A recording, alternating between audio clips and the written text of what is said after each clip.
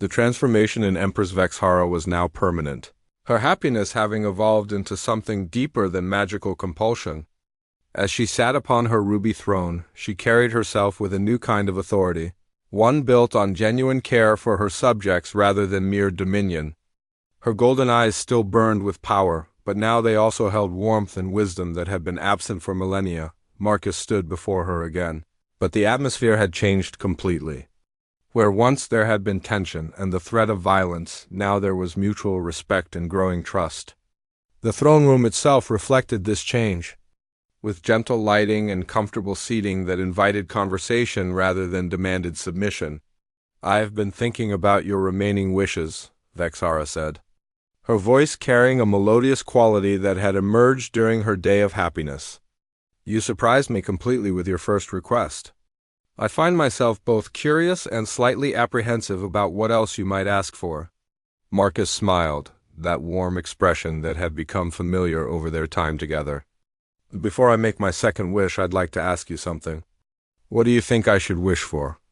The question caught Vexhara off guard. In 50,000 years of granting wishes, no one had ever asked for her opinion on what they should request.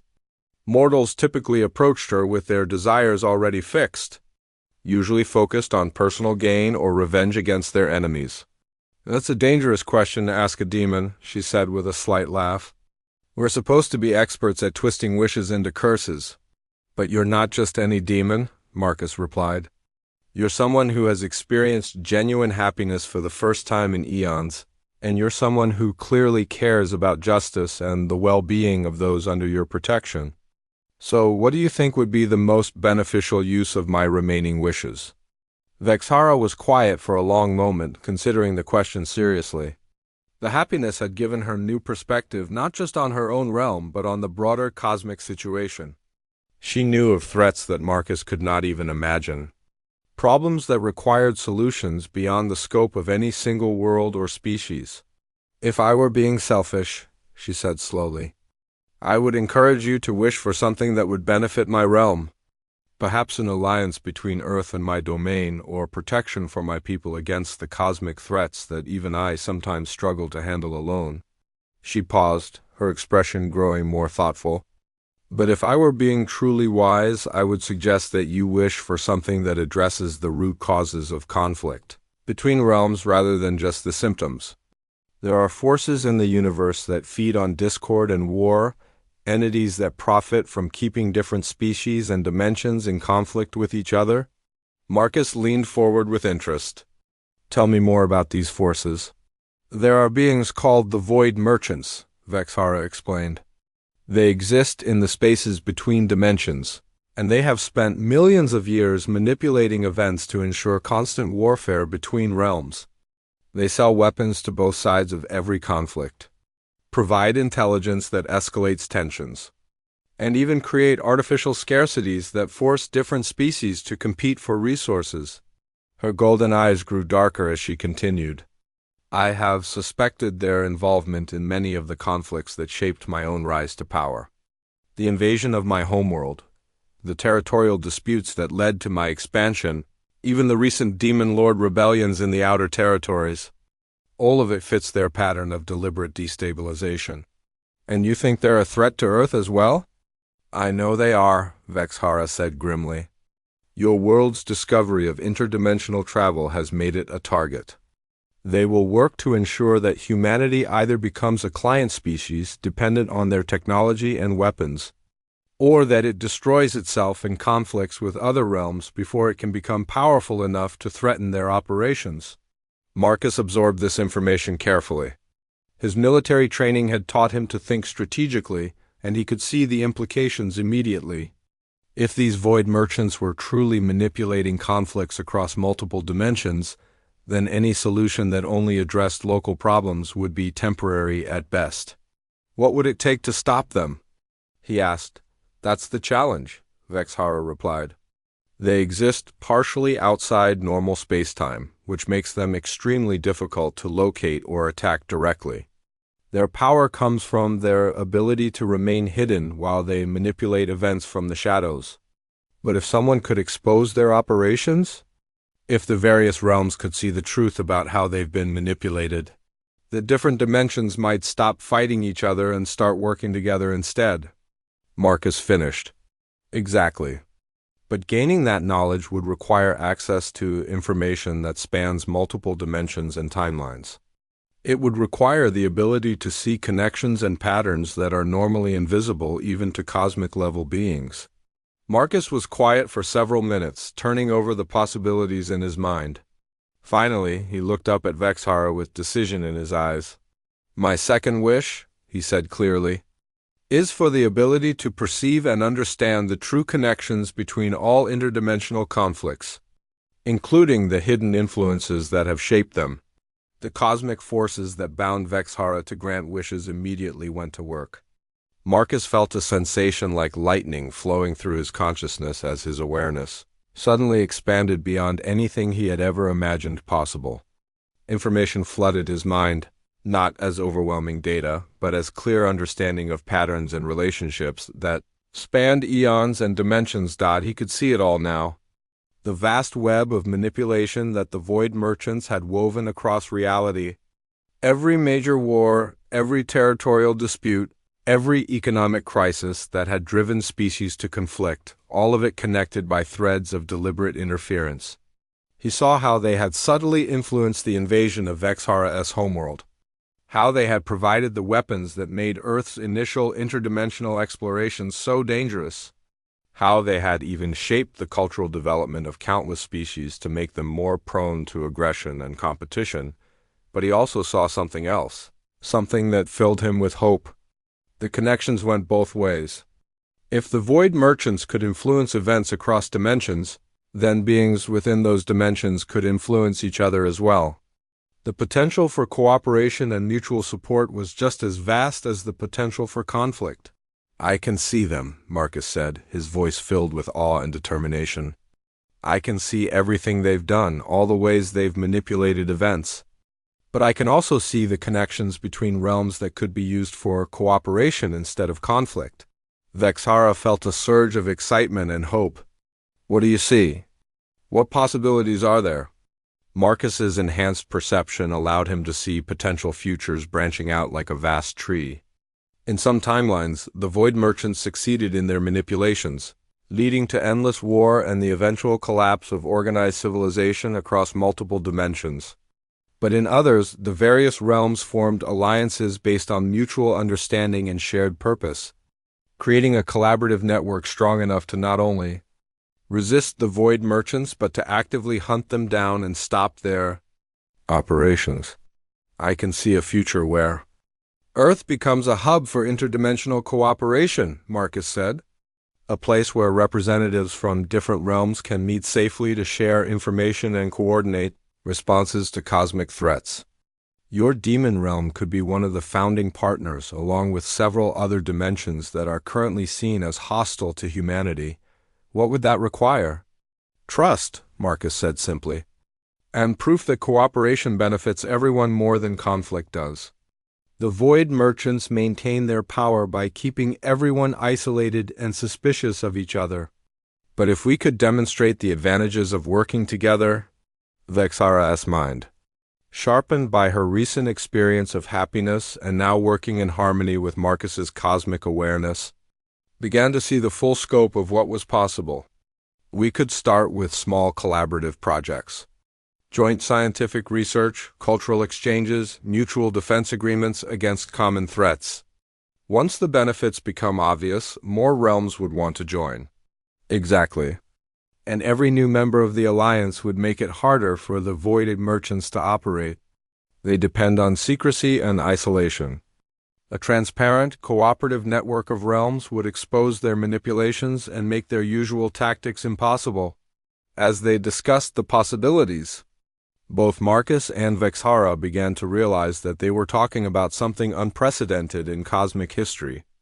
Not just an alliance between specific nations or species, but a fundamental change in how different dimensions related to each other. Instead of the constant competition and conflict that had defined interdimensional relations for millions of years, they were envisioning a future based on cooperation and mutual benefit. "This is what you came here for, isn't it?" Vexhara said with sudden understanding. Not just to stop a war between Earth and my realm, but to change the entire nature of interdimensional relations. Marcus nodded. I realized during my journey through your territory that the real threat wasn't any single realm or species. The real threat was the system itself. The cycle of conflict and competition that keeps everyone trapped in destructive patterns. Breaking that cycle required more than 12 hours had passed since Marcus Chun's first wish had taken effect, and the transformation in Empress Vexhara was remarkable. The throne room, once a monument to intimidation and power, had become something entirely different. The Empress had ordered the pools of fire to burn with gentler flames, casting warm golden light instead of ominous crimson shadows. She had summoned cushions and refreshments. Treating Marcus not as a supplicant, but as an honored guest, Marcus sat cross-legged on an ornate cushion near the throne, sharing a meal of fruits and delicacies from across the demon realm. To his surprise, many of the foods were not only edible but delicious, with flavors that reminded him of exotic dishes from Earth. Vexhara had explained that her conquered territories included numerous worlds with sophisticated agricultural traditions, and she had always ensured their continued cultivation. It's strange, Vexhara said. Delicately eating something that resembled a golden apple, but tasted like honey and starlight. For 50,000 years I consumed these foods as mere sustenance, fuel for my physical form. But now, with this happiness you've given me, I actually taste them. Each bite is a small pleasure I never noticed before. Marcus nodded thoughtfully. On Earth, we have a saying that happiness isn't about having everything you want, but about appreciating everything you have. You've built an incredible realm here, Empress. You've just never given yourself permission to enjoy it. During the past 12 hours, Vexhara had taken Marcus on a tour of her palace and the immediate surrounding city. What he had expected to find were torture chambers and slave pits, monuments to cruelty and oppression. Instead, he discovered a civilization of remarkable complexity and surprising beauty. The demon city sprawled for miles beneath the crimson sky, filled with architectural wonders that blended styles from hundreds of conquered worlds. Markets bustled with trade between different species, all conducted according to strict but fair laws that the Empress had established over millennia. Libraries contained the collected knowledge of thousands of civilizations, preserved and maintained by scholarly demons who approached their work with genuine, academic passion. Most surprising of all were the demons themselves. Away from the battlefield, they were not the mindless monsters of human propaganda, but intelligent beings with their own cultures, families, and aspirations. They served their Empress with loyalty born not just of fear, but of respect for her effective leadership and protection of their realm. I have been thinking about your observation, Vexhara said, interrupting Marcus's reflection, about how I became what I thought I needed to be rather than what I wanted to be. In my early years, before I claimed this throne, my world was invaded by beings far more cruel than I have ever been. They destroyed everything beautiful, enslaved the survivors, and turned our realm into a wasteland of suffering. Her golden eyes gazed into the distance, remembering events from eons past.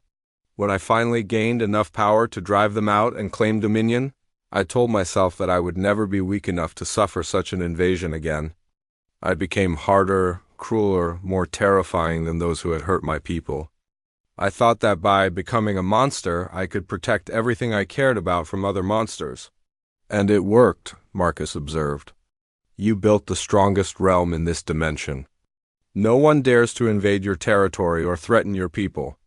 Yes, it worked, she agreed sadly.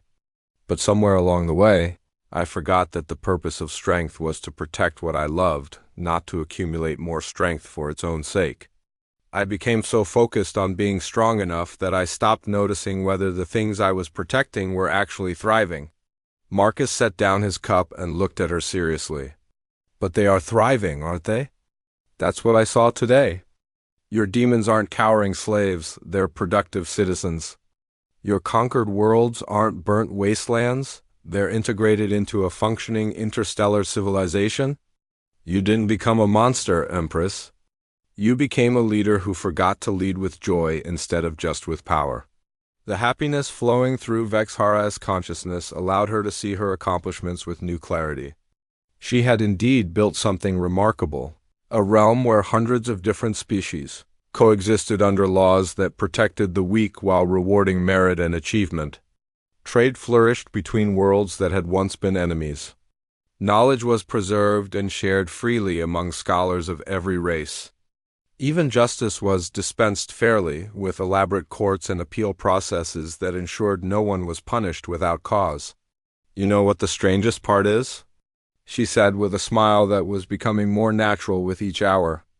"I enjoyed today's tour more than I have enjoyed anything in millennia.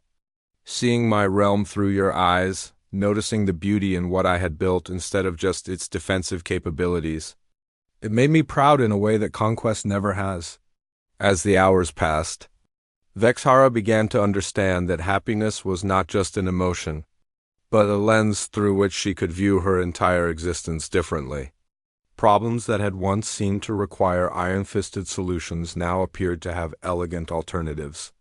Diplomatic negotiations that she had previously approached with barely contained aggression could instead be conducted with confidence tempered by genuine interest in mutually beneficial outcomes. "Tell me about your world, Marcus," she said, as they watched the demon city from a balcony high in the palace. "What is Earth like?" Marcus was quiet for a moment, organizing his thoughts. "It's complicated. Beautiful and terrible, just like everywhere else, I suppose. We're still relatively young as a species, still learning how to balance individual desires with collective needs. We've made incredible advances in technology and art and philosophy, but we've also nearly destroyed ourselves several times." "What made you become a soldier?" Vexhara asked with genuine curiosity, originally. "Fear," Marcus admitted. "When the interdimensional portals first opened and we learned about realms like yours, I was terrified that humanity would be conquered or destroyed. I joined the military because I wanted to protect my family, my friends, my world. And now?" Marcus smiled. "Now, I'm starting to think that maybe the best way to protect something isn't always to fight for it. Maybe sometimes it's to understand it, to find common ground, to build bridges instead of walls." Vexhara felt a warmth in her chest that had nothing to do with demonic magic. This human had not only given her the gift of happiness, but was showing her new ways to think about strength, leadership, and protection.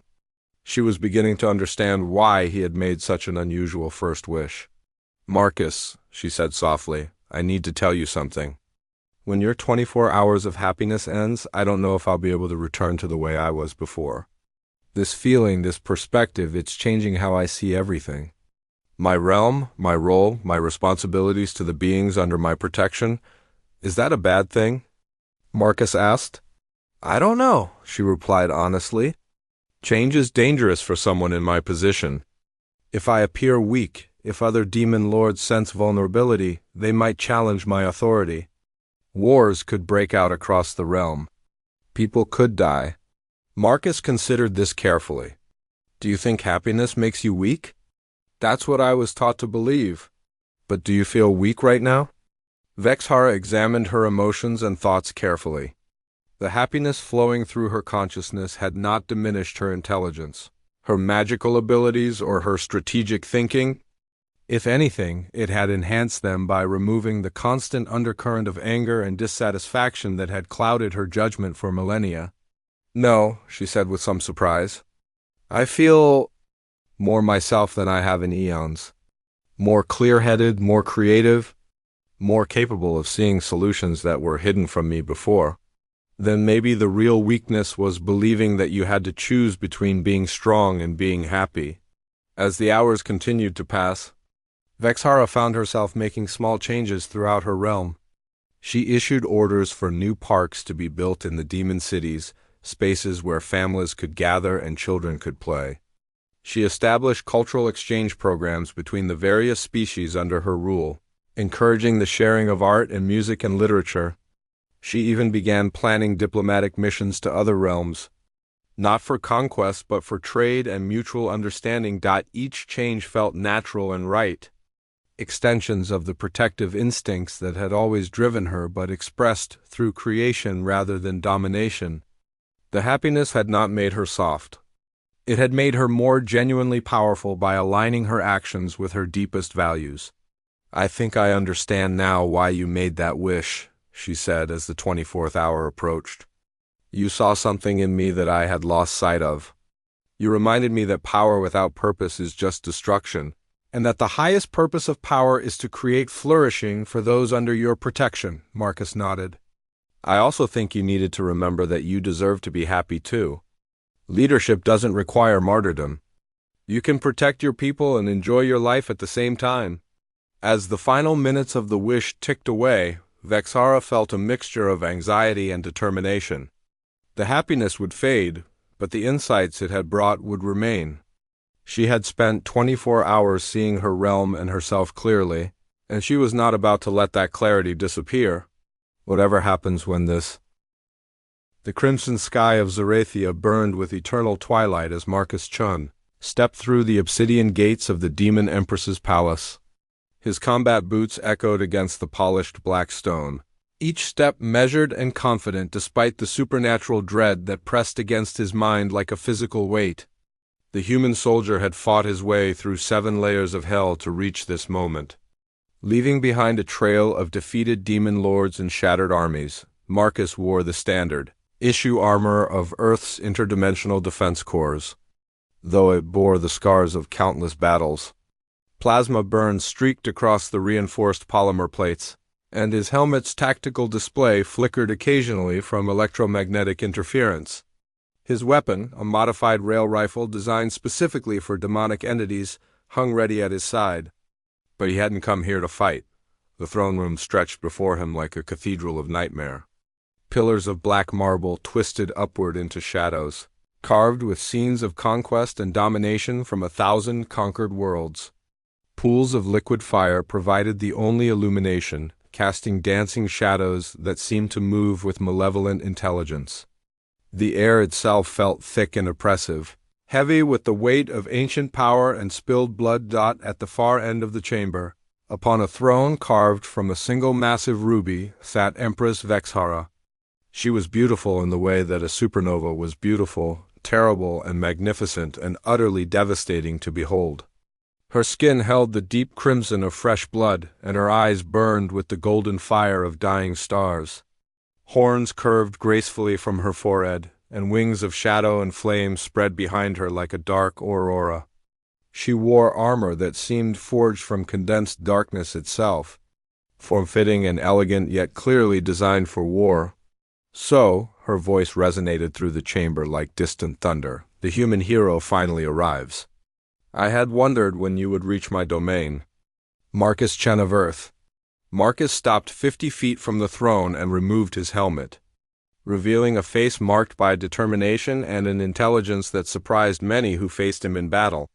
His dark hair was cropped short in military fashion, and his brown eyes held a warmth that seemed almost impossible given the horrors he had witnessed. When he spoke, his voice carried the calm assurance of someone who had faced impossible odds and prevailed. "Empress Vexhara, I've come to accept your challenge." A smile played at the corners of her lips, revealing teeth like polished obsidian. "My challenge? You destroyed my armies, eliminated my generals, and carved a path of destruction through my realm. I would hardly call that accepting a challenge. That was conquest." "No," Marcus said simply. "That was just getting your attention." For the first time in millennia, Vexhara felt a flicker of genuine surprise. Demons approached her with either abject terror or arrogant bluster.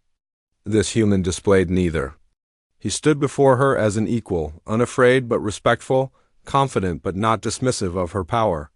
"You intrigue me, human. Very well, you have fought with honor, despite the destruction you have caused. By the ancient laws of conquest, you have earned the right to 3 wishes. Choose carefully, for I am bound by cosmic law to grant them, but I warn you that every wish comes with consequences you may not foresee." Marcus nodded slowly. He had spent months researching this moment, studying every account of demon magic and cosmic law that Earth scholars could provide. The Empress was bound by forces older than galaxies to grant his wishes, but she could interpret them in ways that would twist his intentions into nightmares. "I understand the risks," he said. "And I've made my decision?" Vexhara leaned forward on her throne, her golden eyes fixed upon him with predatory interest. She expected him to ask for power, immortality, or dominion over worlds. Perhaps he would request the destruction of his enemies or wealth beyond measure. These were the desires that drove lesser beings to seek audience with her. "Speak your first wish, human." Marcus took a deep breath and looked directly into her burning eyes. "I wish for you to experience one full day of genuine happiness." The silence that followed was absolute. Even the flames in the pools seemed to freeze in place. Vexhara's expression shifted from confident amusement to confusion, then to something approaching shock. In all her eons of existence, across countless wishes granted to ambitious mortals and desperate souls, no one had ever wished for her happiness. What?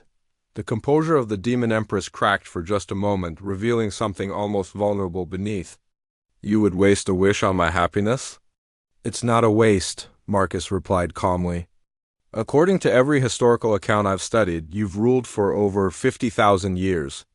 You've conquered hundreds of worlds, commanded billions of demons, and accumulated power that shapes reality itself. But in all that time, all those victories, have you ever been truly happy? Not satisfied with conquest or pleased with destruction, but genuinely, peacefully happy?" Vexhara found herself without words. The question struck at something she had buried so deeply she had forgotten it existed. Happiness was a concept she associated with weakness, with the soft creatures she conquered. She had convinced herself that power and dominion were superior to such fleeting emotions. "You don't understand what you're asking," she said, but her voice lacked its earlier confidence. "I am the Demon Empress. I am conquest and domination made manifest. Happiness is not in my nature." "Maybe not," Marcus agreed. "But cosmic law is cosmic law. You're bound to grant my wish, regardless of your nature. And my wish is specific. I want you to experience genuine happiness for 24 hours. Not satisfaction from conquest, not pleasure from another's pain, but real joy in simply existing." The magical compulsion began to take hold. And Vexhara felt something she had not experienced in millennia. A strange lightness began to spread through her chest, as if some tremendous weight she had carried for so long was being lifted away. The constant hunger for more power, the endless drive to dominate and destroy, all of it began to fade into the background. For the first time in 50,000 years, Empress Vexhara felt at peace. The sensation was terrifying and wonderful in equal measure. She looked around her throne room, and instead of seeing a monument to her power, she saw something almost beautiful. The carved pillars told stories of civilizations she had known, some of which had created art and music and poetry before their conquest. The pools of fire provided warmth and light in this cold realm. Even her throne, which had always been a symbol of dominion, now seemed like a comfortable place to simply sit and think. "What have you done to me?" she whispered, but there was no anger in her voice, only wonder. "I've given you a gift," Marcus said gently. "Everyone deserves to be happy, even demon empresses, especially demon empresses who have forgotten what happiness feels like." Vexhara stood slowly from her throne, moving with a grace that was somehow different from her usual predatory elegance. She approached Marcus, studying his face with new eyes. The human's expression held no mockery, no hidden agenda. He genuinely cared about her well-being, a concept so foreign to her existence that she struggled to comprehend it. "Why?" she asked. "You could have wished for anything. Power to protect your world, strength to defeat your enemies, knowledge to advance your species. Why waste such an opportunity on someone who has spent millennia spreading suffering across the universe?" Marcus was quiet for a moment, considering his words carefully. "Because I've spent the last year fighting through your realm, and I've seen what you've built here. Yes, it's a place of conquest and domination, but it's also incredibly organized and efficient. Your demons aren't randomly destructive, they follow complex laws and hierarchies. Your conquered territories aren't left in chaos, they're governed and maintained. You could have created a realm of endless suffering, but instead you built something that functions. He paused, looking around the throne room with an appreciation that surprised her. I think you became what you thought you needed to be to survive and protect what was yours. But surviving and protecting things doesn't require you to be miserable. It just requires you to be strong. And you're clearly strong enough to rule most of the known universe. So maybe it's time to figure out what would make that existence meaningful instead of just powerful, the happiness flowing through. Vexhara's consciousness brought with it a clarity she had not possessed in eons. She began to see her realm not as a monument to her dominance, but as a home she had built and protected. Her demons were not just tools of conquest, but beings who had chosen to follow her and deserved her consideration. The worlds under her control were not just sources of tribute, but civilizations that could flourish under proper guidance.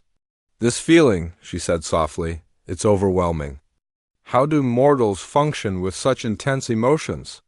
You learn to balance them, Marcus replied. Happiness doesn't mean weakness any more than strength means misery. You can be powerful and content, feared and respected, successful and joyful. They're not mutually exclusive. As the magical compulsion of the wish settled fully into place, Vexhara felt herself changing in ways that went beyond the emotional. Her posture relaxed slightly, losing some of its intimidating edge without becoming any less regal. Her burning eyes retained their intensity but gained a warmth that had been absent for millennia. Even her voice, when